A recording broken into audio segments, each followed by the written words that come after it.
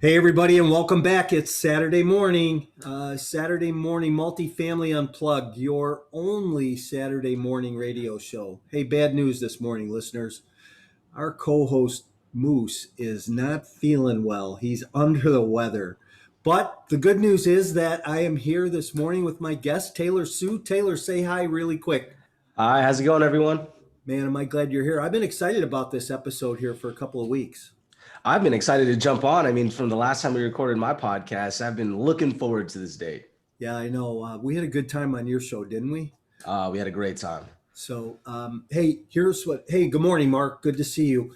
Listen, let me make a couple announcements and then we'll kick it off, all right? Let's do So, it. hey, welcome everybody. It is Saturday morning, Multifamily Unplugged, your raw, unscripted radio. This morning, I know we don't have any script. We have no agenda. We have nowhere that we're going to go. We're going to wind up in some rabbit hole, I'm sure, trying to figure out how the heck did we get here and how do we get out. Okay. Well, it might be a little bit easier without Moose being here, but you know what? I can't throw him under the bus because I know he's listening and, I have to take it easy on him because he can't be here. Listen, that COVID's a real thing, man. He's got it and it's tough. So I feel bad for him. But listen, go wake somebody up. Go stick a cup of coffee in their hand, breakfast in bed, whatever it's going to take for them to get up and jump on with us. We'll talk about some crazy things this morning. One thing I always like to remind you is please remember, like us, love us on social media. So if you're following us on Facebook or Instagram or Twitter or LinkedIn, especially, please like us, subscribe to us on YouTube, and just continue to follow us. We appreciate your support and thanks for being here every week. Uh, Today we're brought to you by My Core Intentions. And I just want to make a quick announcement that we do have a live event coming up in August. We're doing a 3-day deep dive summit, and it's actually not a summit, it's Skyrocket Your Cash Flow to Wealth. And it'll be 3 days at the Schaumburg Marriott, August 20th through the 22nd. So I hope to see everybody there. And look forward to having 3 days of great fun. So, all right, without any further ado, Taylor, good morning. How are you? I am, excuse me, I'm not doing too bad. I'm doing pretty fantastic. How are you today, Mike? I'm great. I'm great. So, like we said, we're both pretty excited about today because we had a good time on your show. I want to get into your background, but first, you said that you're in LA this morning. Tell the listeners where you're typically from, and Mhm. why you're in LA, and what's going on in your life, and then give us some background about yourself. Yeah, so I grew up in the San Francisco Bay Area. Grew up in Walnut Creek. Right now, I'm currently in LA just because I'm actually on a little family vacation. The whole family's off at Disneyland right now, and so I'm probably going to join them after this. Uh, so that's exciting, but I'm very excited to be on here. And a little bit of background about me. Hey, Uh, everybody. so, Only. oh yeah, so a little bit of background around me. I feel like I was almost like the stereotypical Asian kid growing up. Like I studied mechanical engineering, but then I also wanted to be a dancer. And when I was in college, I was trying to be a professional dancer. I even got like a gig on Jimmy Kimmel Live while I was still during my studies. And after, I always still like had this vision of being, financially free and whatnot. And I figured if dance or engineering was going to get me there, one or the other. Let's hope it does. Turns out I got burnt by my choreographer, and I actually didn't get paid at all through that gig. And when I went the engineering route, I went to building restaurants. I was surprisingly only Chinese restaurants. Not really sure why. Not really sure why. And then fast forward to now, COVID happened, and then we lost all our jobs. And so then that's when I really started to pivot and think about like how I can really, take control of like my financial future. Yeah. So, what you're not in the restaurant business anymore? Mm. Are you still dancing? So every now and then, I actually what was no gigs or crews. Like I'm not like rehearsing or anything because like those guys they practice like super late in the night, like till like 2 a.m., 3 a.m. And I like to wake up at like 4:30, 5 a.m. And so our schedules really just did not align. But every now and then I like to take a class here and there. But it's funny though, I actually was afraid of telling people that I was a dancer when I started to learn about multifamily because I didn't want to be taken not seriously. Like, Wow. yeah. Well, and so when you started to share it, how did it go over? Um, Honestly, I haven't heard anything bad, I guess you could say. Like, there wasn't anything like nobody really took me seriously. I think a lot of it was just in my own head thinking like, oh, I'm thinking I'm not going to be taken seriously and everybody else is going to think that they're not going to take me seriously. So I think it was overall it's been pretty good. Okay. Yeah, I'm not So, gonna lie. hey, well, let me ask you this. Being that we're on Facebook Live, we got a few people out there. It's not too deep this morning, but It's cool. you want to get up, show us a few moves? Oh, a few moves right now, putting me on the spot. Yeah, I mean, I just no, I hey, mean, like we could go here, we could go here, we could go here, we could, yeah, I was, a little robot thing. I don't know. yeah, we'd have to find some music and stuff, and geez, it just might be a little difficult. So, hey, Mike, if you sing, I will definitely dance. hmm, So this is okay, going so that whole to. deal's off. You haven't heard me sing, not even in the shower. That whole deal's off. So, hey, so let's talk about your first multifamily deal. So you come into this crazy space. And actually let's even back up for a minute. What attracted you to multifamily? What attracted you to real estate investing? You're off building restaurants, and you're involved in the restaurant community. What all of a sudden gets you involved in real estate or in multifamily? So, in real estate, in multifamily, when I was in building restaurants, we were like a very, very small company and we were over leveraged in a lot of different ways. And like very often I would be working like 14, 15, 16 hours a day. There's been like one moment where like I slept in my car going in between jobs. And I just felt like there has to be a better way in order to like build wealth instead of just like working my working my butt off. Hmm. And um but like for me, like I wasn't, I'm very risk adverse too, and I want to make sure that I'm very conservative as well. Then maybe that's just my engineering background, and Hmm. again, it's all the analytical side. And so I started to do research, and I saw flipping houses, but I also saw like it's high risk, high reward in case things go bad. And I just wanted something conservative where I can actually like calculate where I was going to be after holding an investment. And so after much research, I turned to multifamily, and the idea of forced appreciation and economies of scale was the big factor that made me want to dive in more into multifamily, learn how these investments are finance structured and whatnot. Certainly an interesting space, isn't it? So, I like what you say about the economies of scale, right? And Yeah. in your own opinion, what part of that, or how do you look at that economies of scale? How does that work for you in your investing strategy? Yeah, so in my investing strategy, what's funny is I'm actually, and also full disclosure to everybody on Facebook Live and stuff, I actually haven't even done my first deal. So like I'm still working on getting my first deal. I'm still I'm hustling my butt off. But you know, typically like with economies of scale, I want it to be partner up with people uh, on a larger scale just so I can at least like learn from them first, Hmm. but then have enough to make sure that they can hire a full-time property manager, just so I can see how they manage their systems and whatnot. Okay.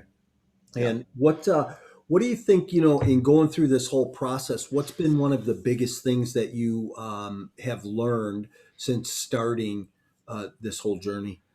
The biggest things that That's funny because I feel like I'm literally always learning every single time I join one of these meetups. I think on a conceptual side, um, if if so, I'll break it down from like me personally and like what I've learned not related to multifamily while being in this, and then biggest thing that I've learned within multifamily. Uh, outside of multifamily, I feel like it's okay to just lean into discomfort. Like this whole journey ever since I started reaching out to people and saying that this is what I want to do has been so uncomfortable, especially like at 26 years old where you don't have money, you don't have any experience, and you're just trying to make and add value in any way, shape, or form to any of these operators. Like it's such an uncomfortable conversation, and a lot of it's like just battling self-doubt. And so, something that I've learned is like, at least like during these times of like discomfort, like leaning into it just a little bit. Like Jake Stenziano always says, just like lean into it. And past that, you can really see some really great growth. In terms of like the multifamily side, a lot of what I'm doing right now is learning how to underwrite, and then also um, talking to friends and families about syndications, about multifamily syndications. And I used to think that everything was like strategic. You would strategically try and create a relationship with somebody. Hmm. Like there's all these different courses, like, oh, this is what you say, this is how you follow up, this is how you present it. But as I'm talking to like family and friends and even like some other possible investors, uh, at the end of the day, like there's not really like a perfect formula to how you raise capital. It's really just about the relationship and if they trust you and like learning about them, and then also breaking it down to a place where they can understand um, you know the whole investment strategy. Yeah, I don't know that there's a perfect formula to any part of the business, and people say a lot, how come you like multifamily so much, or how come you like real estate so much? I said, because there's a lot of moving plates. You never get bored. It's a great business for somebody that's got bad shiny object syndrome to be in, because you have to be able to change course and go do something else, right? One minute you might be looking at a deal, the next minute you might be going to contract on it, and then you might be underwriting something else. And there's a lot going on, right? And you're right about raising money. Raising money it's never the same, because every investor you talk to, every passive investor you talk to, it has a different mentality, a different thought process, a different requirement that they want to see in their investment and return. Um, and the thing about multifamily, I heard somebody say one time, and I must have been on Clubhouse or something, and just in general meeting, and this woman says the reason I like multifamily investors, kind of out of the clear blue, it was a weird thing.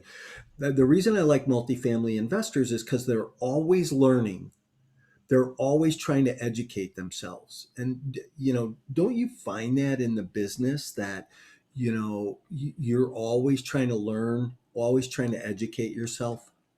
Yeah, I like absolutely every single conversation, every single meetup that I go to, I'm literally always just trying to learn something. And also this is I think the reason why I wanted to bring dance back into at least a parallel dance within like the multifamily space, because like as a dancer and as you're continuing to grow, you're literally always learning. Every single class that you step into, you have zero idea of what the choreography is going to be. You're going to be extremely uncomfortable, and you're going to move your body in so many different ways that you never really thought you would do. And I realized like that's the same exact journey that I'm on right now, and trying to learn about multifamily. Hey, listen, I went to the park this morning for a workout, and just my normal Saturday morning, jump some rope, do some push-ups, a little bit of cardio, and there's a big tractor tire out there. And listen, I bet moving your body in dance is just like moving your body trying to flip a tractor tire from one end of a football field to the other. So Yeah, no, absolutely, absolutely. It's a little different. I can't say that I've flipped a tractor tire across a field, but I'm definitely sure that there are parallels with that. uh, yeah, it makes for a heck of a morning. I'm about ready for a nap too right now after that. So Well, you have your coffee, right? You should be good to go. yeah, always helps, right? So, people come into multifamily, and you even just mentioned it, have to learn about underwriting. And, you know, when you're underwriting something today, and how do you think you've underwrote enough deals that you could underwrite one and understand it to the point that, hey, I could do this deal, I could buy this, I could operate it, or do you think that there's something about it that you still need to learn? I think there's definitely a mental battle with like trying to see if like I actually know it because like I'm constantly checking my underwriting with my potential partners and my mentors like hey is how does this look, how does this look, and I think the since there's very slim deals right now in the market, it's sometimes I think like, man, am I just like underwriting like not the correct way? But I get into my head just a little bit, but I also have to realize that this is an extremely tough market to find a deal and to make those numbers work. And so, I think I'm starting to gain a little bit more confidence after every single deal that I've underwritten. Um, but not just there yet, not just there yet to take it on my own. I'll say that. So, what's funny is you talk about the market, right? The market being really thin right now. And I don't know if you read my book or not, Exit Plan. I didn't get to. Okay. I didn't get And to. and that's all right. But in the book, there I talk about this deal that I did, 450 unit property in Dallas, and I had a guy call me one morning. He just gets off an airplane. It's like 7 o'clock. My phone's ringing. I'm like, why is he calling me, right? So I answer the phone. He goes, hey. He goes, I just finished your book. I flew from LA to New York on the red eye. He goes, I couldn't sleep all night. He goes, I finished your book. He says, did you really buy that deal at a 13 cap? I go, yeah. I go, what's it trading at today? I said, I don't know, but I think like a five. He goes, oh my God. Holy So, cow! it's amazing to me how the markets change, right? And Hmm. I have a buddy who owns thousands of units, and he'll tell you right now, he says that he hasn't been able to underwrite a deal that has been over five for 3 or 4 years, and he said it's getting worse. I've talked to some guys that think that we're going to see 3% cap rates in A and B properties here very soon, and Hmm. I've even seen a couple. So I think people are trying to push the envelope, but the price points come up, and I don't know that the metrics are there in some markets. I'm looking at deals today. I need to stay in a high rent growth market, because if I'm, for the deals that we look at, if we're not in a high rent growth market, we can't make them. They don't make sense. So, I'm curious then, like, how are you pivoting in your investment strategy? Because I know a lot of people are now considering like longer term holds, and you're not going to be able to double your money in like 5 years just because it's going to be extremely aggressive. So, like, has your investment strategy changed just a little bit? Maybe more focused on IRR versus cash flow. Like, what does that look like? Yeah, I we're still trying to hit like an 8% cash on cash return. Hmm. And actually, we'll craft our business deal to tell our investors, look, we'll make sure that you get an 8%. You might not get it quarter over quarter, but we'll make sure you get paid current at the end, right? Right. Um, and we're trying, mid teens. Some guys are still hitting 18%, but I don't know how they're buying those deals because most of them aren't penciling. So um, I have to be very conservative, and I have a couple of partners right now that are very granular with me. So we're making sure that we just don't make any mistakes, right? Because this market, I think, is going to change, and it's going to change from where it's at now. And especially now, I think today is the last day for the eviction moratorium and the foreclosure moratorium. I think be interesting to see what happens here in the next 30 days. How backlogged the courts and that start to get. So Yeah, I'm really curious. I feel like I saw somewhere where they're gonna extend it again, but I'm not too sure. I definitely have to follow up on that. they're It's gonna. almost like you're just kicking the can down the road. Yeah, it's pretty it's pretty sad actually. So Yeah. I'm I had another question then. okay, yeah. This turned into my podcast now, Multifamily Unplugged, hosted by No, Taylor. go. No, I'm just kidding. Um, so because with your strategy, you targeting what, more B, C class assets? I'd like to stay in the B class product uh, pretty consistently. Okay. Um, Here's the thing that I see right now, and this is what's interesting. Years ago, you wouldn't go to an A class product just because the price point was so high, the cap rate was so low, and it was strictly for the coupon clippers. So it was for the Mm, insurance company and the teacher pension fund and those types of situations.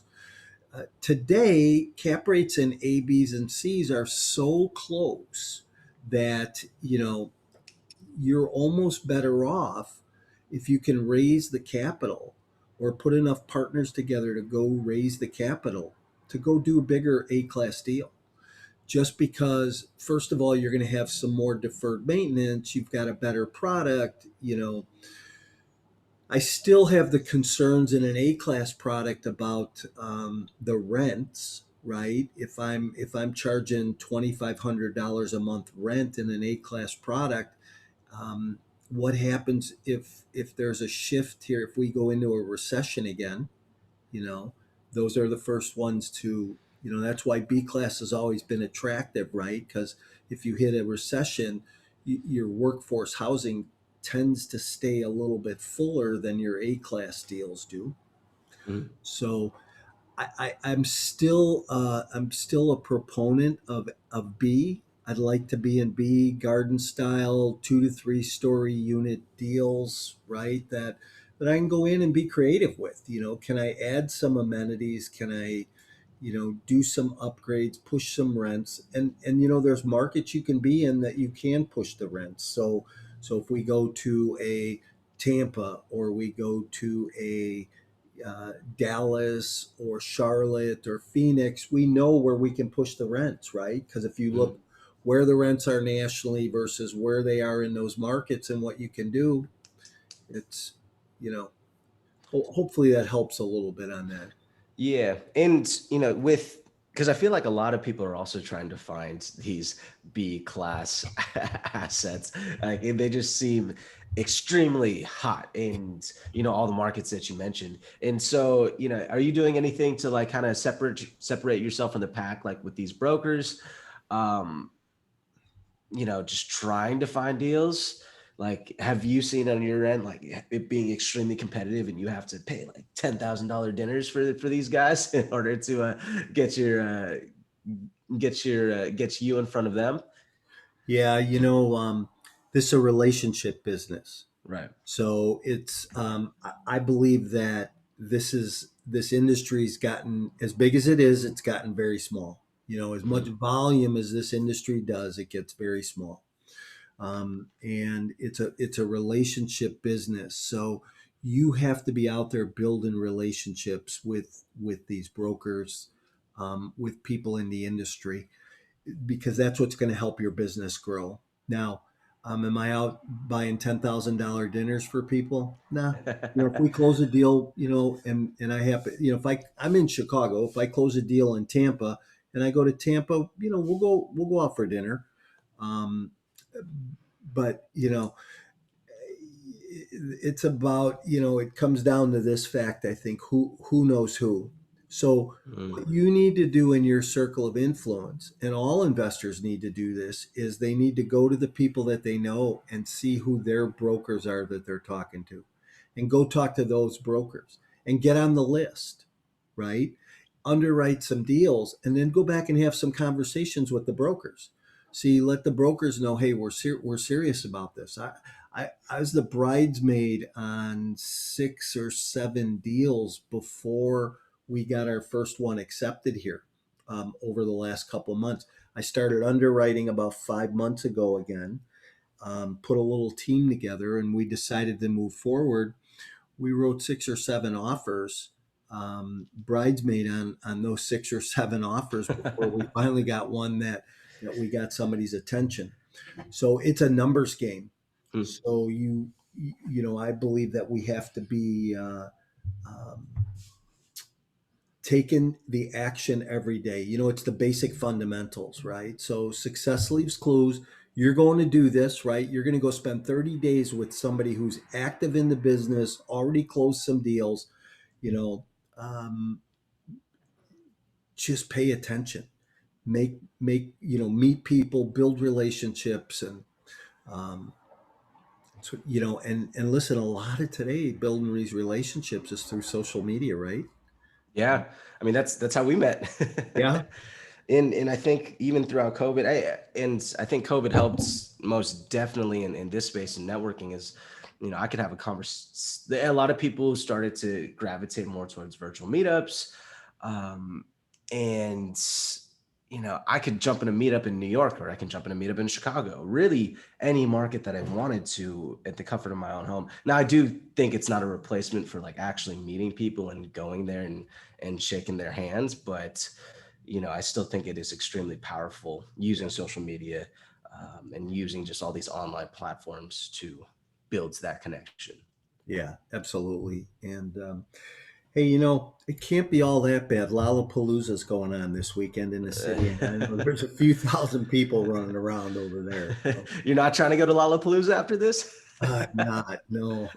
I'm a little adverse to crowds these days. Yeah, most definitely. Like I had some buddies that went to a music festival the weekend before, and I think a couple of them have COVID. So As a result of it, yeah, really? yeah, and so it's not looking too great. It's not looking too hot, especially if everyone's all Yeah, compacted in there. So we'll see. yeah. So, hey, listen, there's a question on the chat Uh-huh. that says, with the end of the foreclosure moratorium at near historic low rate and near historic low interest rates, what is your opinion on how these issues will impact multifamily? Do you see an outflow of people into single family? Oh, that's an interesting question. I don't see an outflow of people into single family. Interest rates have been Yeah. low for a couple years here now, right? I Hmm. mean, and they're still pretty low. I don't think we're going to see any more flow than we've typically seen. I think it could be disastrous because that's what happened last time. It could be disastrous if they push single family home buying uh, too high, because that changes the dynamics of the type of loans that they give and the paper. It goes from being good A grade paper to B and C, and that's where it starts to falter in our markets, right? So I have a ton of opinions about that stuff, and as far as the foreclosure moratorium, we kind of talked about that. Best thing that they could do between evictions and foreclosures right now is release that stuff. Let's get back to normal. Yeah. And I think, like once that happens and I feel like it's just gonna be really messy. I was listening to this webinar where they were talking about it. Like after let's say they finish the eviction moratorium, the courts are gonna be backfilled with how many evictions they're gonna be trying to process. And it's just going to be such a long process in trying to get back to where we need to be.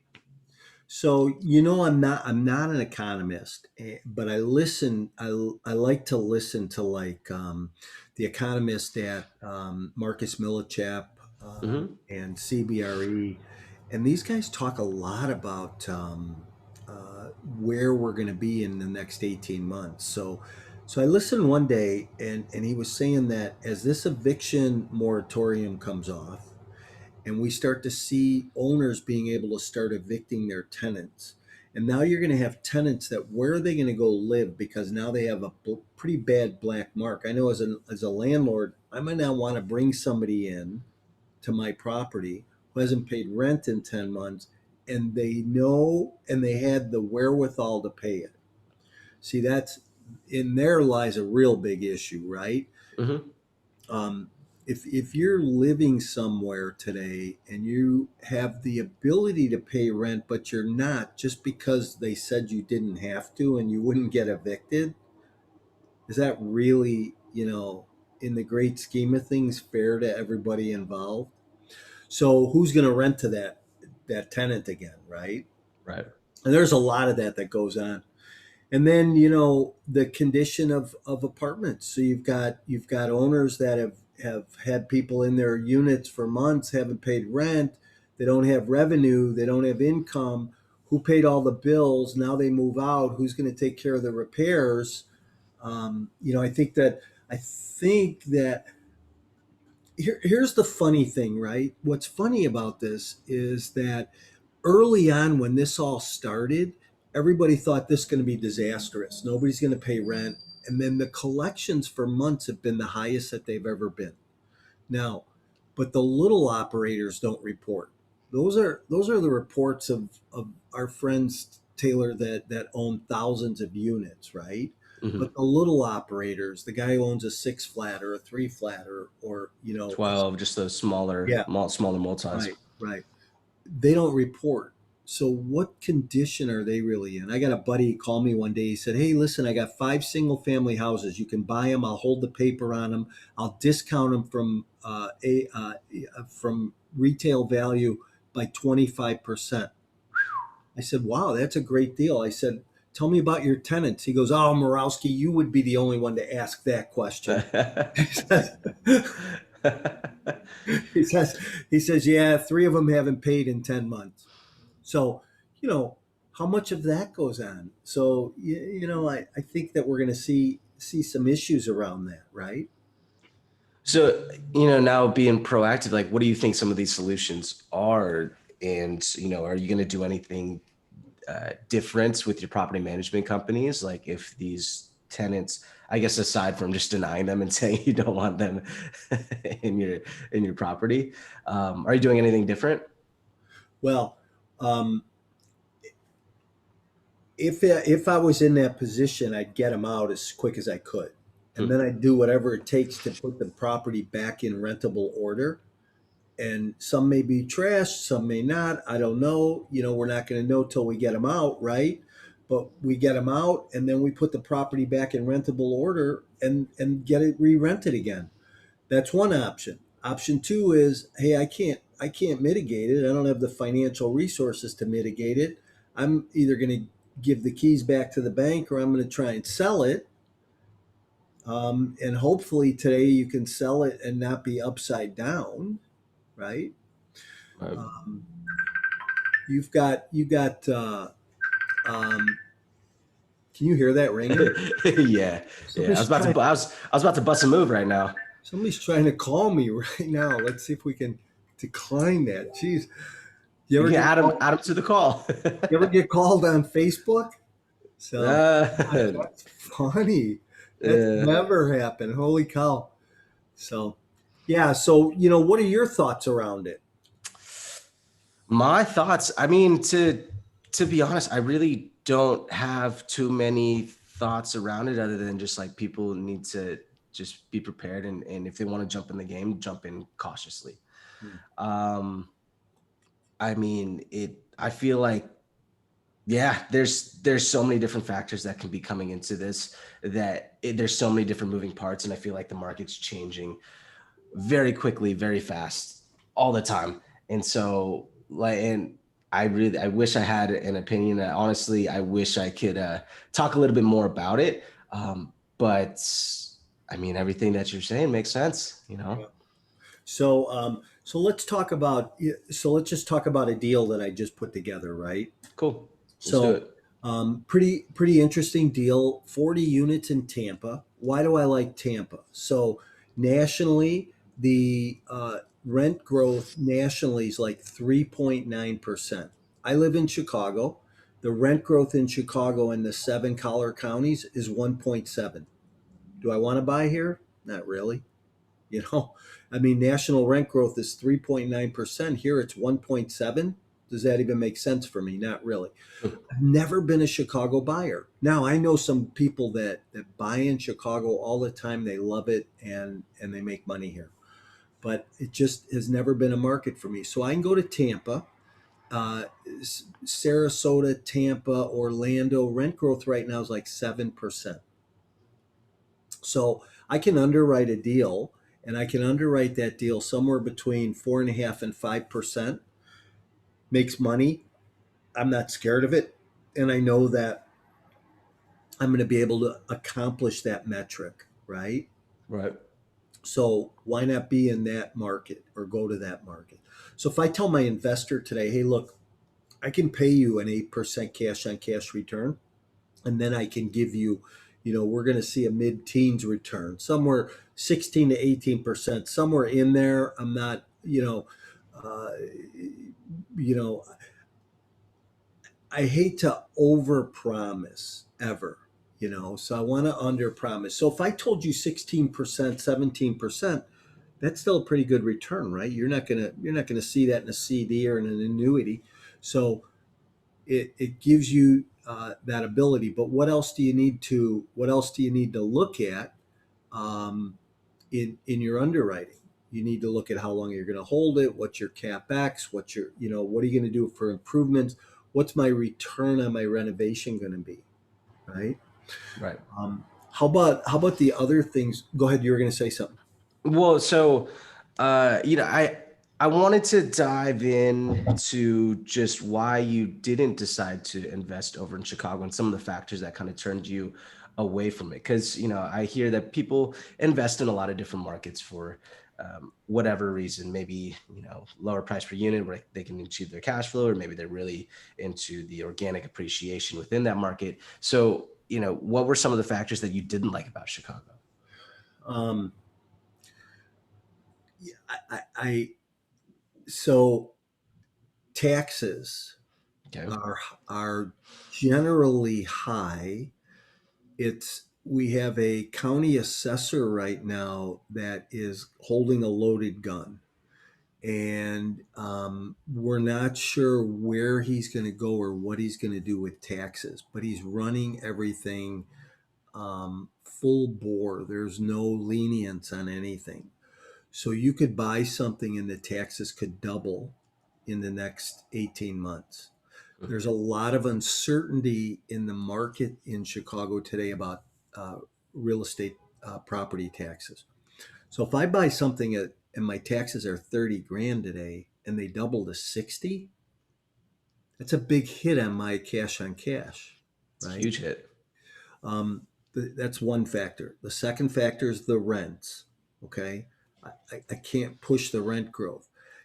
I might be able to go in, rehab a deal, push the rent $100, or maybe even find a really value add deal.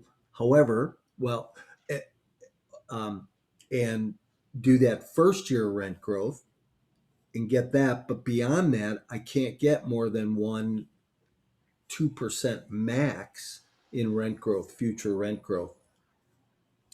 The other piece is that you've got everybody trying to outbid each other. So I said I was the bridesmaid 6 times on deals. I lost a deal. Somebody came in on a $2.7 million deal. They came in $350,000 higher than I was at. The deal barely penciled at where I was at. Another 350 grand. It didn't make any sense. Hmm. So why, if it's not penciling for me, how's it penciling for you? And why would you pay so much more for something? So Hmm. those are kind of the big reasons and why they don't make sense, right?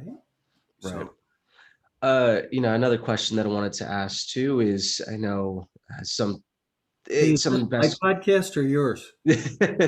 well, well, I mean, I'm just kidding. well, I mean, it's just I take any opportunity that I can to learn, and Yeah, since you have a lot of the experience like um within these deals and underwriting and all these different markets, like I might as well just take the opportunity while I can. yeah, right. Uh, yeah. So with have what was I gonna say? Oh, okay. The capex struggle. So a lot of other investors have been talking about. Um, oh, sorry. Am I No. good? Yeah, you're Oh, fine. Why? oh, I saw you mouthing something. I'm like, whoa, did I just like lose hearing Oh from no, my I was side? reading something in the chat. I'm sorry. No, you're good. You're good. You're good. Um, no, so they call it the capex tsunami. So the infrastructure with all these older B, C class assets, they haven't renovated or taken care of any of these capex items since most of these were maybe built back in, I don't know, maybe the 50s or 60s, right? So now we're kind of coming into their life cycle of these larger capex items. So maybe their HVAC has reached the end of their life. Maybe the roofs. So have you been seeing that in any of these deals where there's going to be an infrastructure problem? And I guess how would you handle that Yeah. problem?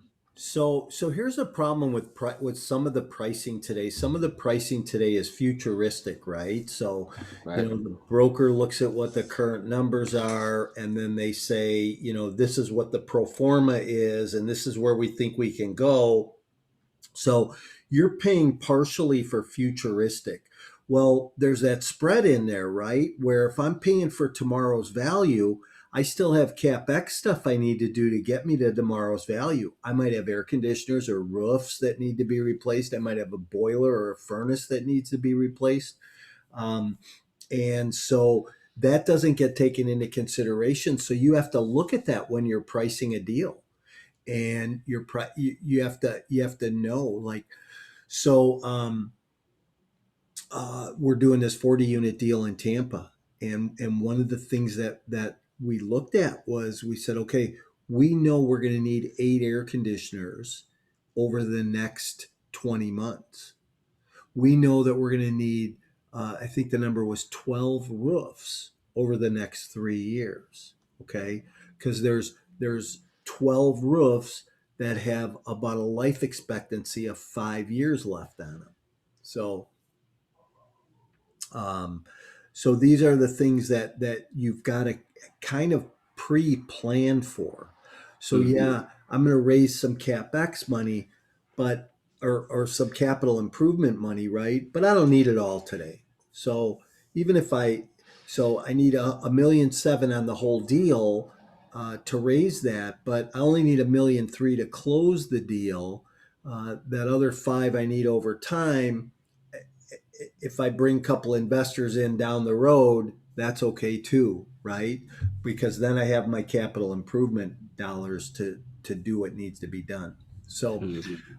you just have to, you know, watch how you're structuring deals, and watch the components, because there's a lot of them to think about, and there's a lot of stuff to think through.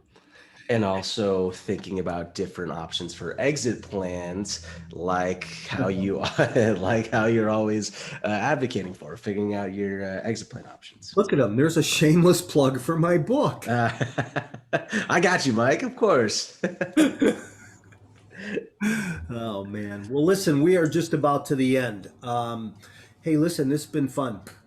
Glad that you were here today. I know that your family's waiting for you, probably at the gate at Disney World, or It's a Small World or something, right? Something like that, something like that. Yeah. So, when are you going to Austin? Austin, I'm actually going to be heading out there September 12th through October 10th.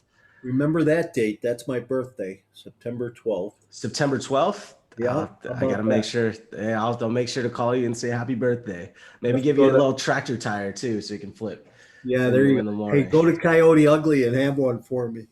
Yeah, I got you. And Trevor, you're also in. Hey, Trevor, you're also over in Texas, right? I'm in Austin, yeah. So let's connect. Yeah, let's do it. Let's do it. I'd love to connect. There you go. There, see what I mean about building relationships? What's up, Trevor? How you doing today? Doing awesome. Good. Good to see you. You have a busy Saturday heading your way. You're gonna be looking at deals. You're gonna be kind of taking it easy. Yeah, so I've looked at a few this morning and gonna get to the gym. I've been slow moving today, so As long as you're moving, no matter what time of day, as long as you're moving, I think yeah, that's that's definitely it, especially at my age, you know. what 32, 33. I wish. Yeah. He's going to get up, bust a move with you here in a minute, Taylor. You know what? I'm looking forward to it. You know, we could have a little dance off when I'm over in Yeah, Austin. you don't. Yeah, you'll win that one for sure. Oh, speaking of which, I actually went to the iFly facility over in Roseville, Awesome. and I thought about you, Trevor. I was like, oh, this is pretty fun. This is a cool Yeah, it's time. definitely a blast. Yeah. You have done that, huh?